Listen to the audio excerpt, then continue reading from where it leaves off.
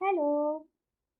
तर जसं की मी तुमच्यासोबत नवनवीन रेसिपी शेअर करत आले आहेत गेले 5 दिवस आणि आज आहे त्या रेसिपीचा 6th डे आणि आजही मी तुमच्या सोबत छान अशी खूप साधी सिंपल रेसिपी घेऊन आलेली आहे जी तुम्ही करू शकता. त्यासाठी एक स्वीट पोटॅटो घ्यायचा आहे, त्याचे साल काढून घ्यायचे. पहिलं तर तो स्वीट पोटॅटो छान असा स्वच्छ धुवून घ्या आणि साल काढल्यानंतर त्याचे छोटे छोटे असे काप करून घ्यायचेत आपल्याला अशा प्रकारे.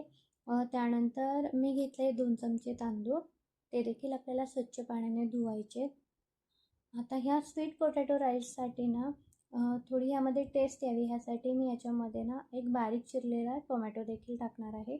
यासाठी एकदम छोटा टोमॅटो घेतला आहे मी आणि तो असा बारीक कापला आहे. त्याच्यानंतर कुकरमध्ये ॲड केलं 1 चमचा तूप, जिरी मोहरी, थोडीशी हळद टाकली आणि त्यानंतर जे काही बारीक चिरलेलं स्वीट पोटॅटो आहे आणि टोमॅटो आहे ते याच्यामध्ये ॲड करायचे आणि छान असं परतून घ्यायचे.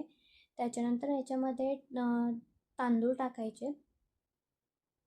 परत छान असं परतून झाल्यानंतर ॲड करायचे 1 ग्लास पाणी आणि कुकरच्या आपल्याला जवळजवळ 3 ते 4 शिट्ट्या घ्यायच्या आहेत जेणेकरून स्वीट पोटॅटो आणि टोमॅटो छान असे शिजतील.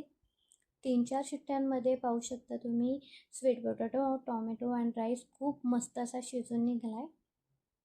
तो छान असा स्मॅश करायचा आहे आणि मग तुम्ही लहान मुलांना तो देऊ शकता.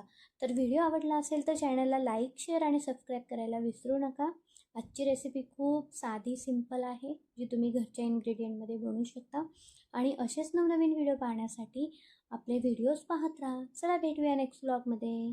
Bye bye.